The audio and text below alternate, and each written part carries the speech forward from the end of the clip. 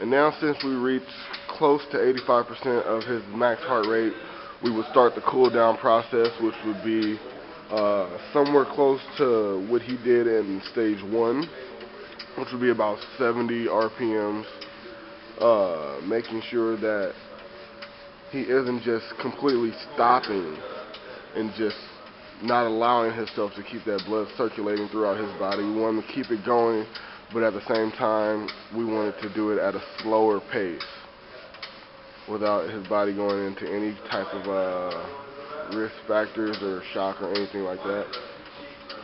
We would continue to monitor his perspiration.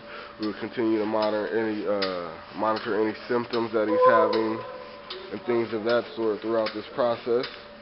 Cool down would be, like we said, 2 to 3 minutes. And going through this, his heart rate would slow down some just because it's not beating at such a rapid pace to keep up with the level of intensity, which is okay. All we're looking for now throughout this cool down is for it to get to a steady level.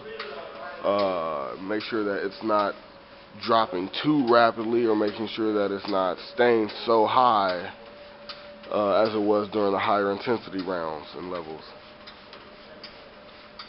And right now, as we can see, his RPMs are about 75 and his heart rate is about 124, and it's been pretty steady between 120 and 124 throughout this time right now.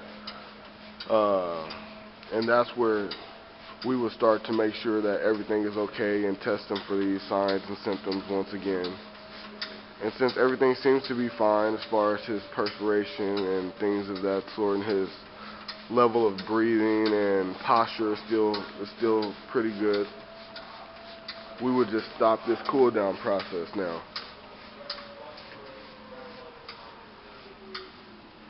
And after this, we would continue to observe his heart rate, symptoms, and blood pressure for at least 5 minutes after this cool down, just to make sure that he's properly stabilized and that there's nothing that will play any risk factors at all towards health.